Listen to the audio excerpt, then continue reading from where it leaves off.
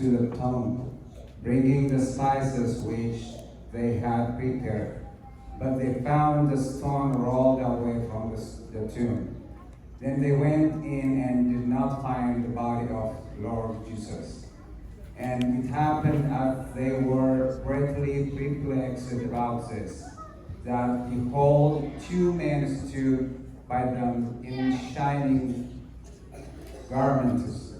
Then, as they were afraid and bowed their faces to the earth, they said to them, "Why do you seek the living among the dead? He is not here, but he is rising. Remember how he spoke to you when he was still in Galilee, saying, 'The Son of Man must be delivered into the hands of sinful men and be crucified, and the third day rise again.' And they remembered his words. Then they returned from the tomb and told all these things to the 11 and to all the rest. It was Mary Magdalene, Joanna, Mary the mother of James, and the other women with them, who told these things to the apostles. And their words seemed to them like idle tales, and they did not believe them. But Peter arose and ran to the tomb, and stooping down, he saw the linen clothes laying by themselves, and he departed, marveling to him at what had happened.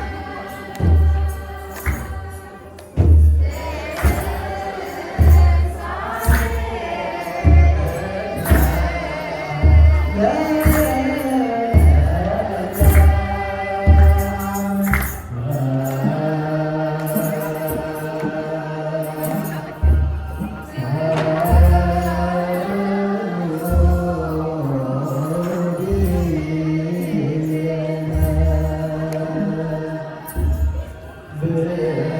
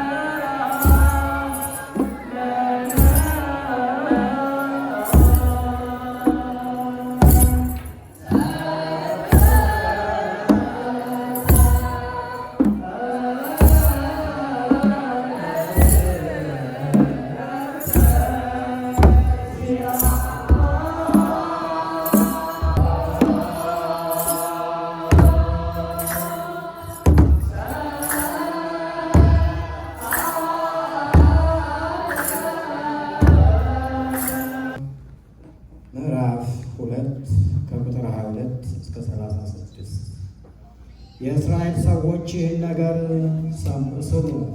እንዳያችሁት በመካከላችሁ እግዚአብሔር በእጁ ባደረገ በካህሊነቱ በተአምራቱ በድንቅ ሥራው እግዚአብሔር የገለጠላችሁ ሰው የናዝሬቱ ኢየሱስ ነው። እግዚአብሔር አውቆ መክሮ በሥራው ሥርዓት አሳልፋችሁ በኃጥአን እጅ ሰጣችሁት፣ ሰቀላችሁት፣ ገደላችሁት። እግዚአብሔር የሞትን ማሰሪያ ፈቶ ከሙታን ለይቶ አስነሳው፣ ሞት ይዞ ሊያስቀረው አይችልምና። ዳዊትም ስለ እርሱ እንዲህ አለ፣ እግዚአብሔር ዘወትር አየዋለሁ፣ ሁል ጊዜም በፊቴ ነው፣ እንዳልታወቅ በቀኜ ነውና። ስለዚህም ልቤ ደስ አለው፣ አንደበቴንም ደስታ መላው። ዳግመኛም በተስፋው ሥጋዬ ጸና፣ ነፍሴን በሲኦል አትተዋትምና። ጽድቅህንም ሙስና መቃብር እንዳያይ አታደርገውምና። የሕይወትን መንገድ መራኸኝ፣ ከፊትህ ጋር ደስታን አጸገብከኝ። ደስታም ዘወትር በቀኝህ ይኖራል። ሰዎች ወር እንግዲህ እንደሞተ እንደተቀበረ መቃብሩን